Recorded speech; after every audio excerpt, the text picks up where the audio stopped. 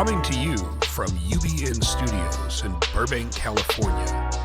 You're listening to the Unsugarcoated Podcast with your host, Ollie Alanius.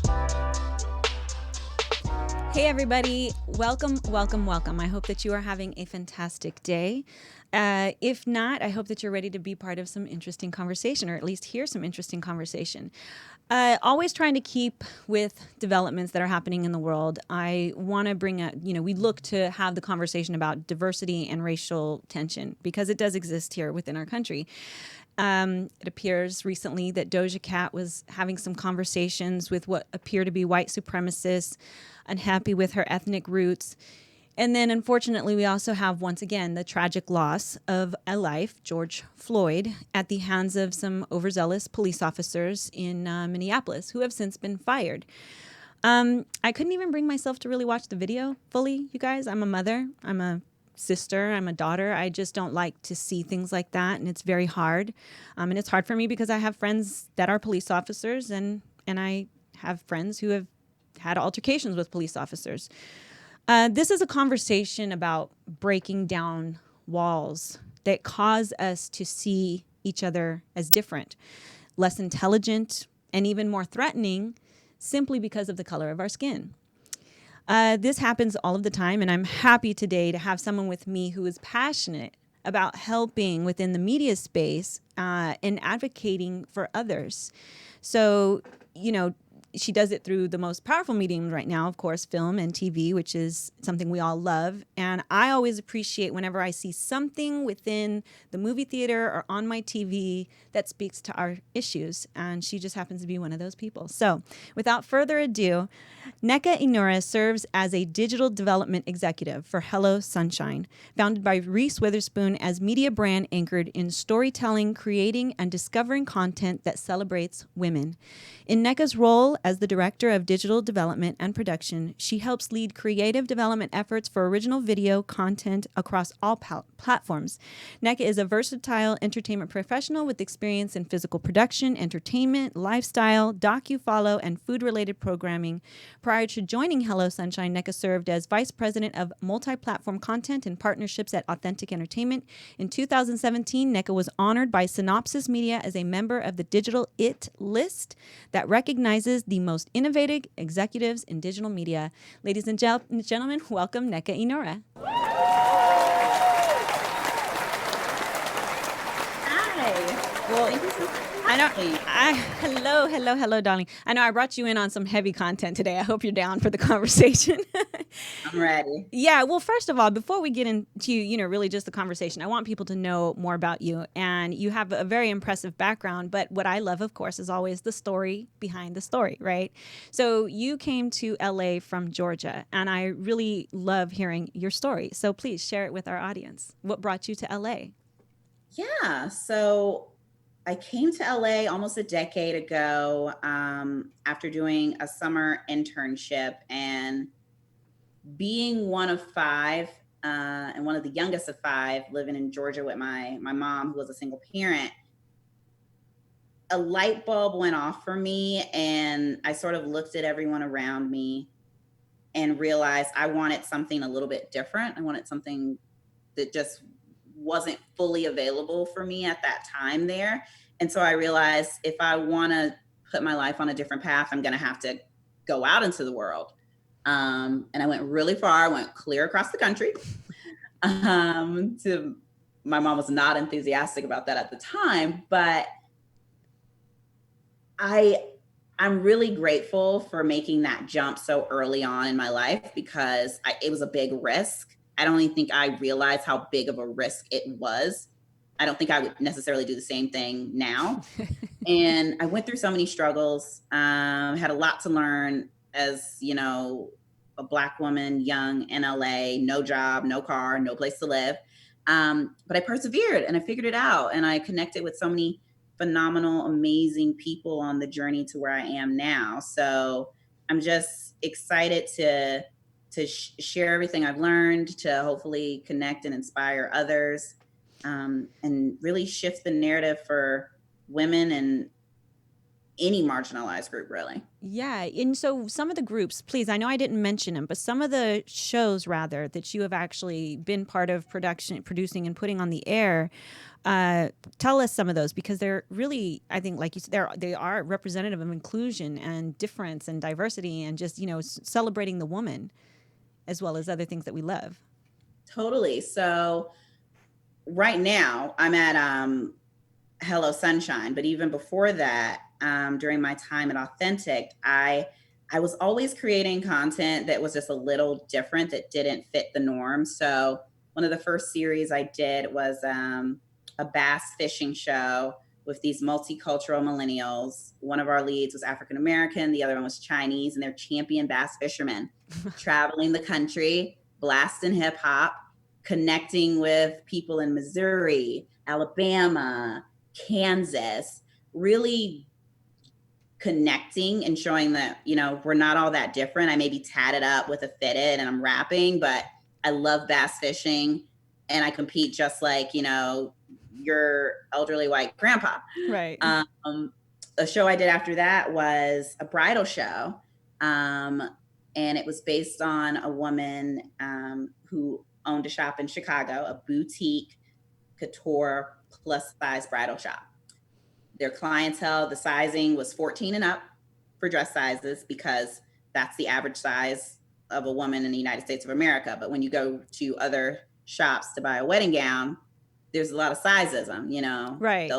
We heard stories from real women, real tears about, I thought my wedding dress experience was supposed to be this amazing journey, and it was a nightmare until I came to this shop that treated me like the person that I am. I'm a woman who's excited about this crucial moment in my life, and it's just nice to feel fully seen. So I really developed a knack for developing content that turned existing formats on its head, featured more diversity, frankly. Yeah. More people who are consuming the content who deserve to be seen in the content that they're watching. And that's really what attracted me to Hello Sunshine, because the entire company is founded on this one mission, which is to shift the narrative for women through content in all of its forms. And you're doing a good job at it. I have to say, you started off as an intern. How did it? And then you had someone take you under their wing, right? Because I, did my stalking on you on at least what I could on in the line. But you were honored. I have to make mention that you were the recipient of the Dr. J. Earl Daniel Lee Leadership Award and the Outstanding African American Senior Award. You had this internship. You had someone who saw your potential and gave you an opportunity. How did that make you feel? It felt amazing. I went to school in college. I went to Elon University in North Carolina. And, you sort of dream of getting a job, an internship at a big entertainment company or studio, but you don't think it will really happen. Mm-hmm. And someone took notice and knew that I wanted to go to LA and knew that I wanted to do an internship. Didn't know exactly what I wanted to do at the time, but I knew LA was where I needed to be if I wanted to be in entertainment. And so I had one phone call. There wasn't like a Zoom interview or anything like that. And it's like, you're perfect. Like, if you can get out here, if you can get the money and figure out where you're going to stay, you can have a paid internship at Fox.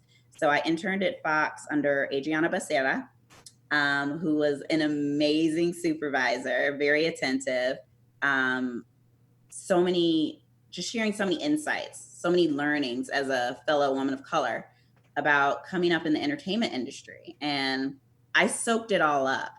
I went for one internship and I ended up I interned for the broadcast operations department. Mm-hmm. And then I also ended up interning for Fox Sports. And I didn't know a thing about sports, but I knew it was a big deal. Right. No, and absolutely. Let me learn this piece of the business. Wow, that's so cool because, coming as a mother, or from a family with one of five, single mom in Georgia, and you now have jumped out there, I think that you're right. I mean, the only way to do it is to go out there and do it. And even when I interviewed Larry Namer for the previous episode, he said that when he started E-Entertainment, maybe he didn't know enough to just go back. Like you said, maybe you wouldn't do it now because you're calculating risks now. But back when you're younger, you're not calculating risks. You're like, hey, I've got a dream and I'm going to do it. And I think that, it's very interesting, the conversation about what you did and how people giving you that opportunity and providing you with the tools to really excel in your industry is key. Because I know in part of our pre-conversation, I loved it because you did talk. You said that you had a different set of rules that you dealt with as a woman of color. And I'd like for you to expand on that and tell me what that was like for you. Yeah, certainly. I think if you're not from a different background, it's hard to imagine that there's a different set of rules for everyone. But as I started to intern and then have my first job in the industry, I quickly started to pick up on certain things that I needed to monitor. And for example, I have a very loud voice. I can get very excited, very passionate. Not everybody's used to that. Particularly, some people are a little more thrown by it if you're a person of color. And so for me, as a young professional, it took me being in certain meetings and conference rooms to realize, I need to almost calm down, scale back a little bit. And at first it was just very isolating a little bit to feel like, well, am I the only one who has to do that? Or why, when someone else says this thing, is it okay? Right. And I found that mentors and coaches would pull me to the side and say, it's okay. We've been there. You just have to sort of learn the different set of rules that you have to operate by to move up the ladder. And eventually the goal is you get to a point where, okay, there isn't a different set of rules. You're the boss now. Right. And you can be yourself. Exactly. You can fully be yourself, and you don't have to worry about being prejudged in the workplace or people bringing their own biases into, how they interpret you and what you can bring to the table. Sure. Anything from if you have a more diverse name on your resume, if you dress a certain way, and I don't mean dressing unprofessionally, but, sometimes people have an idea of what their stereotypical employee should look like, or they want that employee to look just like them. Mm-hmm. And in this industry, it's, diversity is something that I think the industry is constantly working on. And I think as we do, there'll be more mentors for those young up and comers to seek out and say, I can be like you. Right. And they can see themselves in that younger person too. I know I certainly do now. And it's really exciting because it's a little bit of a buffer from the, oh my gosh, I'm the only one. How do I blend in to navigate these waters? Yeah, because that's actually something that I'm definitely familiar with. Having to adjust my personality based on who I'm talking to, then that's the version of me that you get. Now, it's not faking the funk. It's just understanding that, this is how I want to make sure I'm considering my audience, right? I think that's what we all learn in business. Consider your audience. And I do feel like in LA, we're a little bit, I will show up at a meeting, a business meeting, maybe because I am in entertainment and I'm the one kind of in control. So I'm definitely happy to be the one to show up in my Adidas and some jeans and maybe a jacket. And that's how I have the nice stuff at home, but it's nice to be able to just be comfortable with who you are and feel like you can show up as yourself. But I do, and I even had one person, because I'm multicultural, so I'm half white and then I'm half, not. But people don't look at me and see the white person. They, and so, well, actually in Lebanese, one of my friends was laughing because he said, well, isn't Lebanese white? And I was like, I'm sorry, not to white people. Lebanese is not white to white people. And I'm not trying to bag on the white people. When I say that, people can take it so out of context, and I'm not. But we got to be real and we have to be honest about these conversations. And it does frustrate me though, because if you do happen to speak a little more laxed, somehow that means you're less intelligent or you're less capable or you're less anything. It doesn't. And so, and I go back to the statement of, I feel like if you give everyone the same amount of tools, education, because you do see Black communities that don't get the same education system. And if you're wondering why they don't act the way that you expect them to, well, not everyone's being given the same tools, right?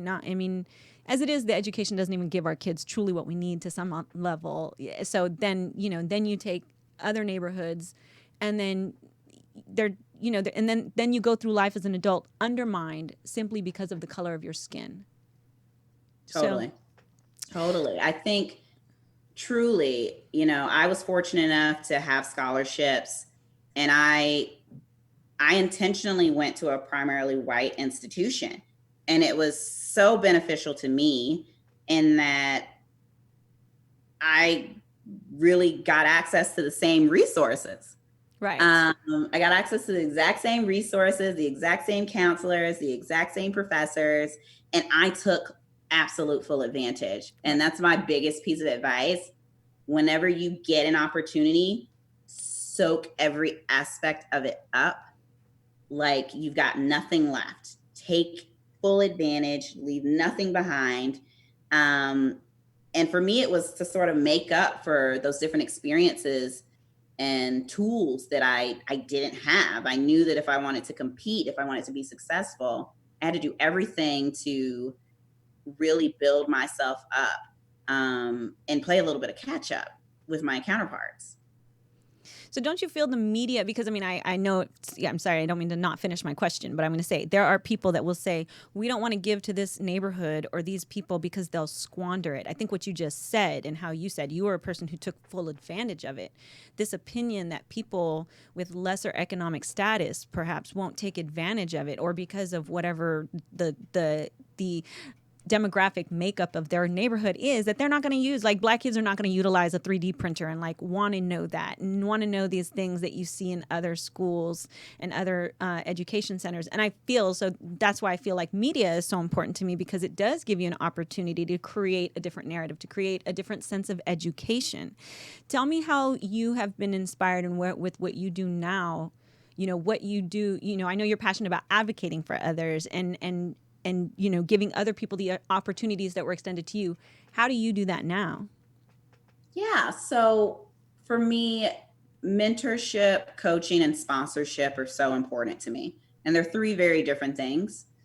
Mentorship is you're very invested in this person. And I know everyone here is like, okay, the first thing you got to do is get a mentor. True. But not everybody has bandwidth to be a proper mentor. And in my book, you should try to have more. You should have a few, right? More than one. And that's the person who will really work with you on that resume, who will really coach you through a particular situation that, you're just not sure how to handle. Coaching is, I feel, slightly less personal, but is very specific and structured. And you can get someone that's like, hey, I need to learn XYZ. Can you help me? That person is coaching you for that specific thing. And then something that I feel that is so key for women and people of color is sponsorship. Sponsorship is how I think you get jobs. Right. So it's literally someone who has already reached a certain level in their career, literally picking up a phone, sending an email, and saying, I can vouch for this person. They're amazing. And that helps clear out any of the questions about, well, I don't know this person that well. Do they have enough experience? Sometimes there are these biases that people have and they mask it with, oh, there's these other things, right? But it's really something else. Right. You have a sponsor, it all of a sudden, and this is not an end all be all, don't get me wrong, but it really helps to block a lot of that, in my opinion. Because so much in the entertainment industry is about, who do you know? Who can advocate for you? Right. People will trust that. I know people who will hire someone who doesn't have a degree for an MBA thing, a job that requires an MBA. But if the right person advocates and sponsors them and says, no, this is your gal or this is your guy, they're in. Right. And I feel like a lot of that's probably true in other industries as well. I don't think it's limited to just entertainment.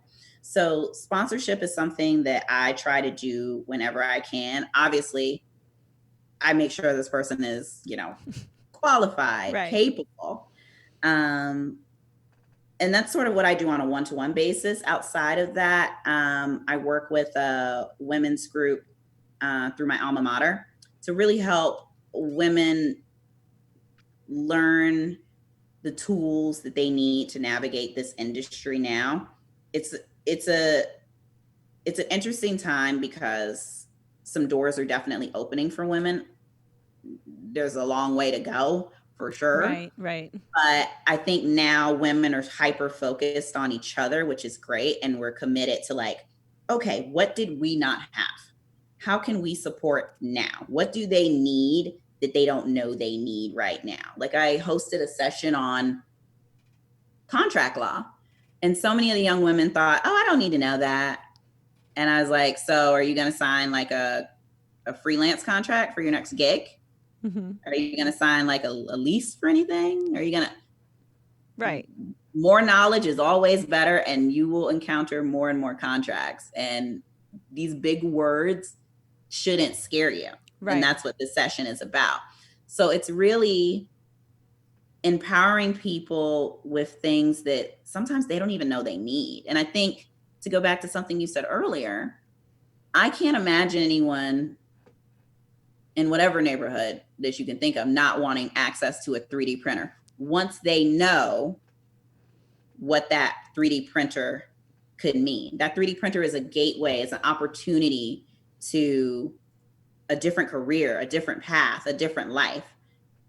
I think groups will take full advantage of things if they are given information, right? Right. If they're given the knowledge of, you should know this because of XYZ. So much happens because of a lack of knowledge. Sometimes, in my opinion, intentional lack of knowledge, like, oh, we don't want them to know. And so I think everyone has a role to play and can contribute in sharing knowledge. Simple things that you think, oh, no one cares about that. No one needs to know that. There's a lot of young people in this world and in this country who they need to know some of the basics because they're not getting it in school. They may not be getting it at home.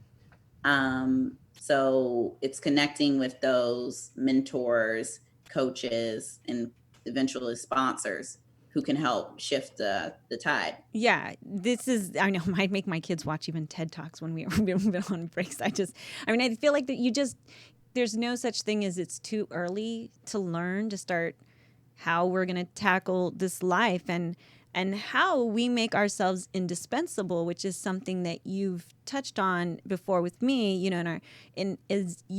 said I made myself indispensable, and I love that. And I want to know how you did that, because I feel like, like you said earlier, everyone just wants to be seen. We want to live a life of integrity. There's so many people out there that have this amazing potential, can do so much. They're dedicated, they're loyal, they're the right person, but they're overlooked or they get let go. And how did you make yourself indispensable? Yeah, for me, it first started with, I didn't have a fear of working hard. That's the first thing I'll say. You have to accept that you're going to need to work hard. I think hard work trumps talent all the time. So being indispensable meant figuring out my job, doing it very well. Then thinking about, how can I add more value? What else can I help senior leadership with? Where's a sore spot where they could really need someone? When you help someone with a specific problem that they've identified that they actually need help on, mm-hmm. you're visible. It's like, wow, you fixed that problem for me. Right. Okay, now I'm paying attention. So it's not just about working hard, it's about working smart and seeing, okay, do your job. How can I add value and solve a problem that someone's dealing with and make their life easier? Once they see you, then they're interested and questions start to happen. Like, well, what do you want to do? What are you interested in? Right. How can I help you now? And it sort of starts you on your path. So that's just been a pattern and a cycle that I've always taken with me. And through that, I've learned so much. about different areas of the business, different categories, so that whenever I'm in a room, I can kind of hop and skip and talk about different aspects of a project, from the marketing to the budgeting to how to handle the talent for this press opportunity. And when you have all that knowledge, at that point, you're gearing up to be ready to lead. Right. Because you can see a 360 view of the situation, and you know every potential pitfall, what to consider, and you can start, having your team execute under your direction because it's under your purview and you've got the experience because you've been adding value the entire time, therefore learning different pieces of your business. Exactly. And I feel that the addition to that is like, you got to train for it, right? You have to train for it. So I read books, and I love reading leadership books. I was reading about, accounting stuff back in the day and financial and, things that would, because there's a difference in actually being a hard worker and actually being a leader. So I trained for leadership. Clearly you did too, and I feel like now it is about helping others learn to do the same, and then still dealing with the constraints of who we are.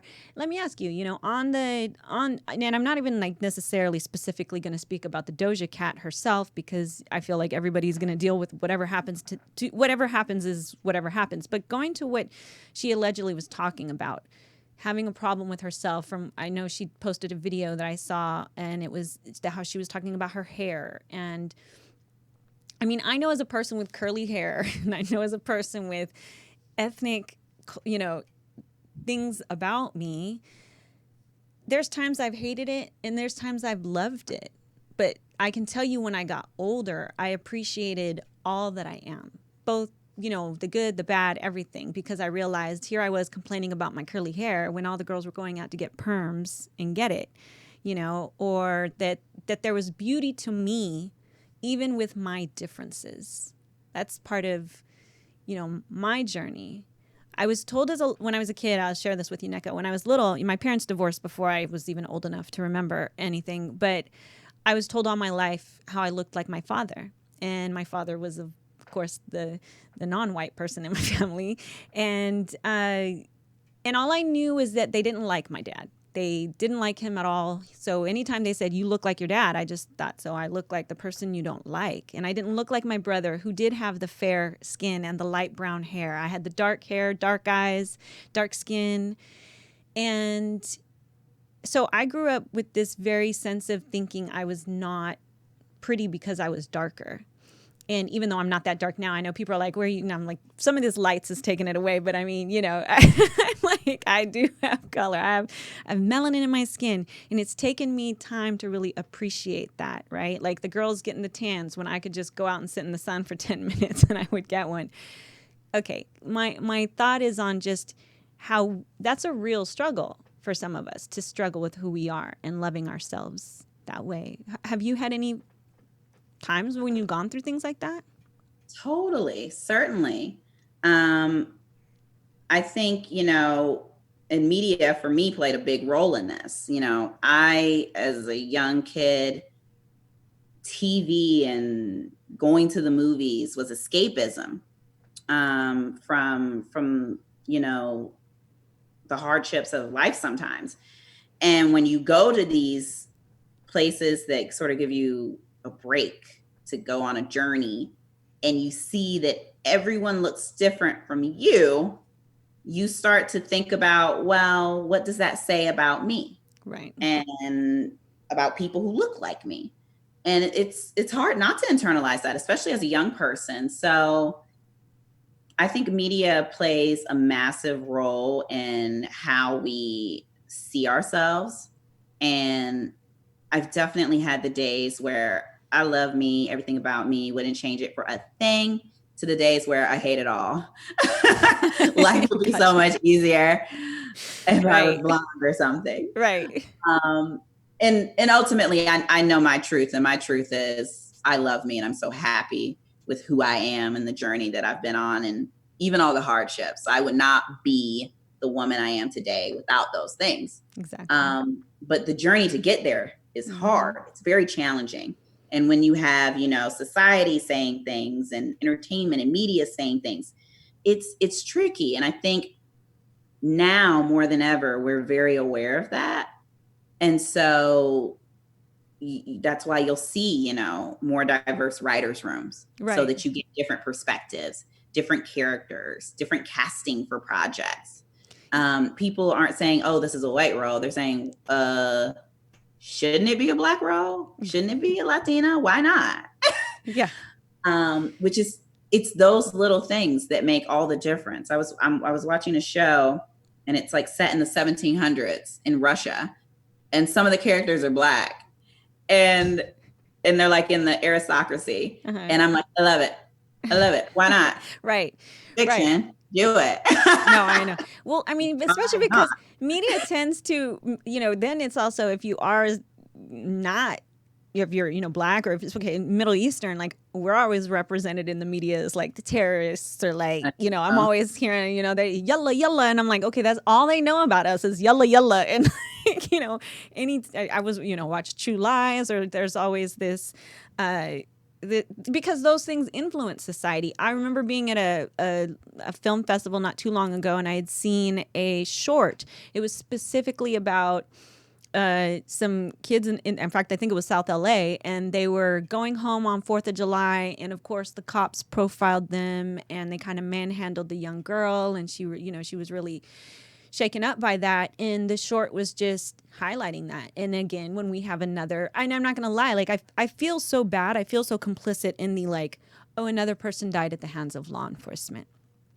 I'm never trying to attack law enforcement. There are good law officers out there, and then there are some that I feel just aren't properly trained to deal in the industry they're in, right? I just don't feel they should probably pick another line of profession. And I'm not meaning to make light of it, because it's not light at all. I mean, it's and I mean, at the same token, though, you can see movies like in Black neighborhoods where Black officers have also perpetrated and profiled. You know what I mean? Like, I'm not by any means ever trying to put it all on one person, right? But like, you have to be real and acknowledge that these things do happen.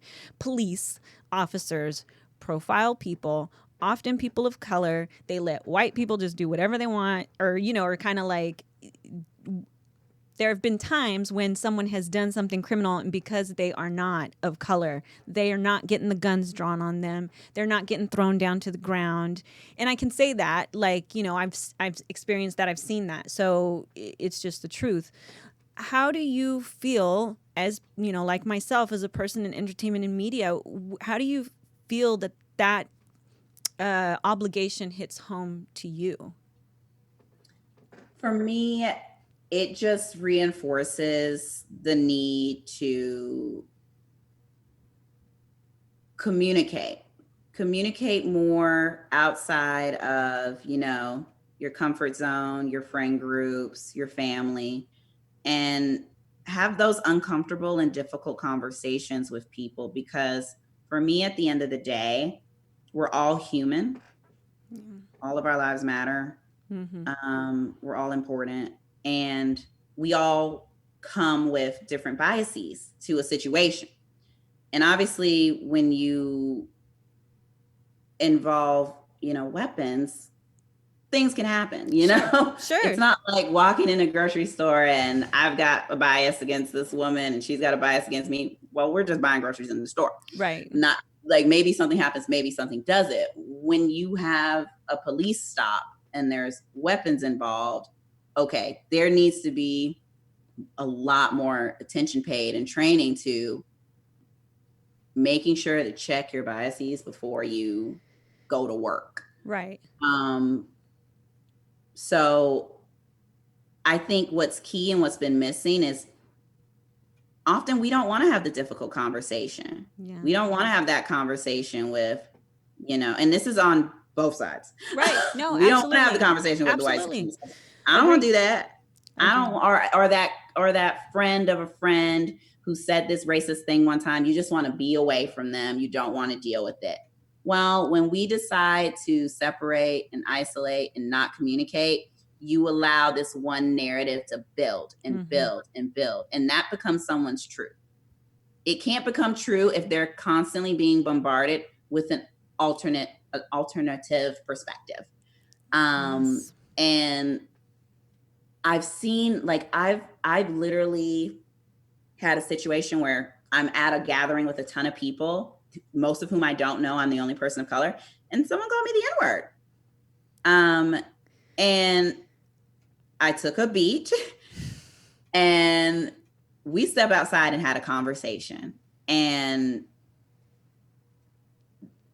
that person, you know, apologized profusely after some convincing. And we're still friends to this day. But it's because in that moment, I made a choice to say, you know what? I have every right to be upset. I have every right to say, we're leaving, we're storming out of here. I can't believe this just happened to me. I have every right to do that. I made a different choice to say, I'm mad, but I'm going to take this energy and focus it on this individual and help them understand what they did, because they clearly don't know. Right. And they clearly haven't been exposed. It's more work. It's harder. It means taking a higher road sometimes. But I think it's important that more of us do that. You are absolutely right, because you're helping find a solution and you're helping give that person an opportunity to learn and grow as well. I mean, you learn and grow from it yourself, but I mean, for sure, you know, it is so easy to let the heat of the moment come in, and then nothing is really solved. And I think, as frustrated as we can be, we have to still be focused on solving these solutions. And I do believe that a lot of that goes in medium. A lot of people in the mediums of film and TV, so many people go to it just thinking, I'm just getting a night out. But there's always, I mean, even in, and I love how Marvel movies, I never, when I was younger, got like really big into superhero movies. I was like, okay, cool, Superman's coming out, or cool, Batman came out. Like, okay, cool. I have such a deeper respect now, even for their influence on society. And I feel like a perfect example is when, what was it? Infinity War or The Adventure? Which one was the last one? Oh my goodness. The Endgame, right. So Infinity War is the one where he snapped the fingers, Thanos snapped the fingers and half the world. And you left the freaking theater so emotionally like, no, the good guys were supposed to win at the end. What happened? Like, how long before the next one comes out? Like, right. I mean, I was so emotionally into it. And then when it came back, of course, and then everyone came back, I was happy. I was like, okay, the world is okay again, because, you know, but it's weird how we want to see we want that experience. We're not even realizing we want the good to come, at least most of us. And I loved how in Captain Marvel, they took it to a whole new level with the female empowerment. So I love how they're able to throw it into, you know, someone's just going for their popcorn, but you're getting a dose of empowerment whether you realize it or not, right? There's messaging in there. And I love it. It's important, you know, I mean, and even for, like I said, with regards to how people perceive individuals. I have, I had spoken to you before, and you said you had your top 3 survival tips that you felt you could give to somebody based on, you know, what you have learned and how you really passed through some of your difficulties. Because I cannot imagine that your line to the top, and, you know, are still going, by the way, you're still going, but like it has been linear. I'm sure it's had some twists and turns, and, you know, you have had those days. Did you ever have a day actually where you're like, okay, wait, why did I come to LA at all? Like, even if it was just one day? Oh yeah, absolutely. Like I had a day where I literally was laying on an air mattress that was deflated because it had a hole in it. I still didn't have a full-time job. I'm crying profusely, looking at the ceiling, like, why am I here? I should just give up. And that same day I got a job. So everyone, I mean, that's a part of the journey. As much as no one wants to admit it or face it, failure is a key component to success and to growth. You have to do it. I'd say fail fast so you can get it out, as much of it as you can out of the way. But embrace it when it happens. Learn as much as you can from it so it's not a waste. But yeah, everyone has those down days. Once again, we're all human. Right. We're all Absolutely. I human. almost feel like you wouldn't be It may human. look perfect for other people. I'm sure Oprah's journey looks perfect on the surface. Obviously it was not. Like every person that you look up to and admire, they have had to overcome so much that you probably don't even know about. Right. So I always tell people to take comfort in that. And she still gets hit. Nobody's ever going to like everything that you do, right? Like, I mean, if you really stand around waiting for everybody to clap for you, or that there won't be the haters and there won't be the naysayers, you definitely have another thing coming. It's like if you don't expect that, because I mean, Oprah still gets mud slang at her. Amazing women like freaking Michelle Obama. I mean, I'm sorry. I'm not sorry. I have the greatest admiration and respect for her as a woman, as a mother, as a wife, period. You know what I mean? Like for me, like I don't see that in the sense of like, I mean, it's fantastic. I mean, obviously when I say that, okay, and I have to be really candid, like for me as a non-Black woman, it has to be very different. But I will say something. The night that President Barack Obama was elected president, and I didn't vote it for anybody in that particular election, I was still at that time in my life where I thought everyone will figure this out. I was naive, and but I was so happy that he won. In that case, they did get it right as far as I'm concerned.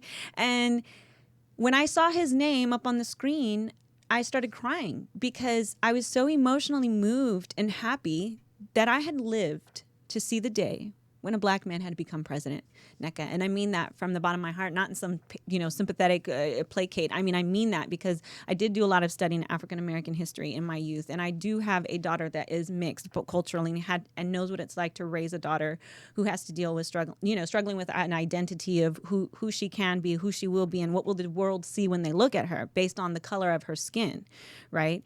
And so I just say that out of pure respect, knowing the journey for the African-American community and Black people in this world, and especially within the United States. So to see that, I was like, wow, it happened. Because I grew up with all the jokes. I grew up with the Eddie Murphy making fun of Jesse Jackson about, if a Black man ever became president. So seeing a Black woman become the first lady, what was that like for you? That was so emotional. So like, it was the first time in a long time where it's like, wow, dreams come true and miracles happen. No, seriously. And that you should never stop believing, no matter how hard things are, no matter how dark things are, there's always, hope.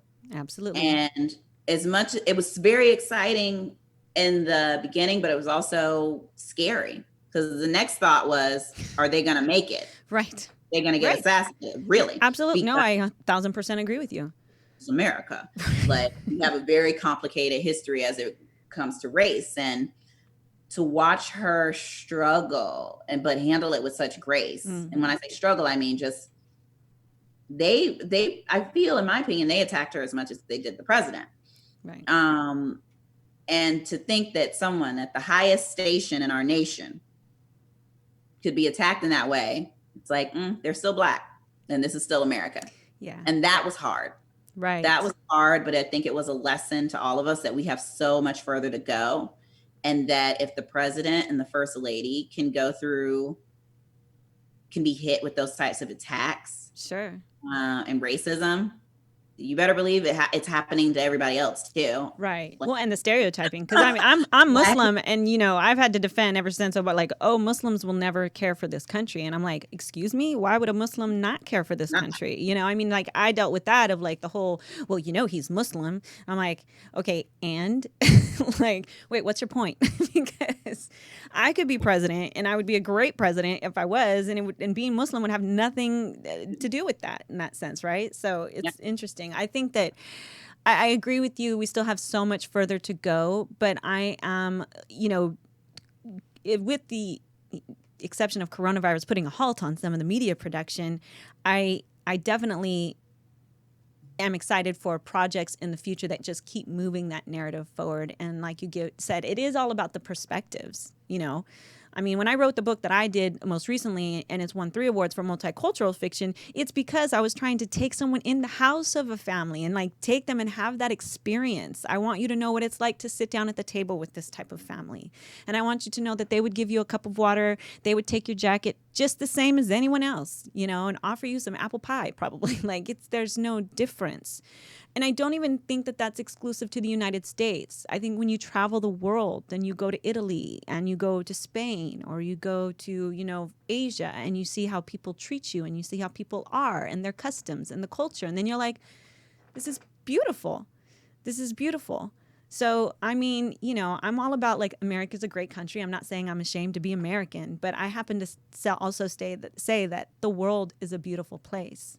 And I'm thankful to be able to like create and connect people through the projects that we do. What I know you're not here on official capacity for Hello Sunshine, but what have you guys got in the works in the near future with coronavirus? I mean, are you guys getting ready to ramp back up? Yeah. So we obviously, productions are halted for everyone in the industry right now, any major productions. But for us, it was really important to try to be helpful to families and audiences during this time. And so we've done a couple of online interviews with different individuals, whether they be meditation experts, therapists, institutions that are offering resources for families in need right now. And so we're trying to help and give back in that way. We had just premiered our series on Hulu, Little Fires Everywhere, right as the quarantine began. And it's just been so moving to see so many people at home watching this series together and the conversations that it's sparking. Right. It's about race, it's about class, it's about motherhood. It's all about women at the center of the story. And we're just excited that, you know, we wish it hadn't happened during a pandemic, but in a way we're grateful that it happened in a way that it did, so that people are getting meaningful, entertaining content that really is thought-provoking and encourages them to have these difficult conversations that really need to be happening if we're going to move forward. So yeah, we're continuing with as much of the business as we can with our book picks, with our digital and social content, and knock on wood, everything will slowly get back and running soon. Yes, it will. And, you know, I'm going to be looking forward to seeing you, taking you to lunch or hanging out on the other side of this, 6 feet apart, of course, but 6 feet apart. But really quick before you go, I got a few fun questions to wrap this little interview up. They're called my rapid fire questions. What business role do you see yourself having in 5 years? Ooh, business role. Oh heck, Chief Content Officer. Okay, great. So everyone, when you want to go work for a great chief officer, okay. Your favorite reality show? Oh my gosh. Okay, it's a total guilty pleasure. I love Keeping Up with the Kardashians. I feel like that's what always people say. It's a guilty pleasure, guilty pleasure. Yes, I will admit it's definitely addictive. Destination you can't wait to get back to after all this craziness is behind us? So it's not a get back to. I haven't been there yet, but I'm passionate about going to Italy. Oh, absolutely. I think the people there are just so amazing, so strong, so beautiful. Yeah, it is. If when you go, let me know. I'll jump on a plane with you because I happen to love it. I've been there. I've done the South and Rome. Spent like a couple weeks there and drove through Rome to South Italy, Naples. It was really cool. I'm a big history buff, so I had to do like the whole ancient Roman ruins thing. But it's really cool. All right, most ticklish spot on your body? Feet. Pedicures are challenging. Oh, same. Okay, favorite book so far? Favorite book so far would have to be, you know, it's a favorite book. I'm going to say Next Year in Havana. There's so many books. I'm sure we're That's going why to I'm Hello like, Sunshine too. ooh, You so always have like the skinny on the best books. but I feel like right now, especially with people, some people can work, others can't, but everyone's limited in what they can actually do. Right. Books can really transport you and take you to a place and show you a different world. And so I love that novel because you really get to walk in another woman's shoes and learn about her culture in Cuba and the rich history there and the challenges and the struggles that she has to overcome. Right. I know that's amazing. It's so true. It's one of the reasons why I love writing and why I love being a novelist. Because when I was a kid, all the stuff I went through, I mean, getting into a book, it took me, my favorite ones used to be the ones where you could pick the ending that you want. You could like go this way and check, and the alternate ending books were like my faves. But I went to so many different places in books as a kid that when I went there, there was almost a sense when you went somewhere that you kind of felt you'd been there just a little bit because you knew a little bit about it. So reading really does take you places, but I agree. It's super powerful. Havana has a lot of history. I have not been to Cuba yet. Obviously, it's a challenge for some people, but one day it's on that bucket list for sure. Well, Nneka, I so appreciate your time. Tell me if somebody ever wants to support you, how do you prefer that they do that? Do you have, you have your NnekaEnurah.com, correct? Yeah, you can check out my website, NnekaEnurah.com. I'm on social. Instagram is at Nneka_E, 2 N's for Nneka. And I'm always happy to connect and chat. And if I can help anyone, especially during this time right now, I'm happy to do whatever I can. You're awesome. I appreciate you. And girl, I'll see you soon, okay? Yeah. Thank you for having me. Thank you. Audience, we appreciate you. And thanks for letting us be unsugarcoated. We'll see you next time. Take care. Bye.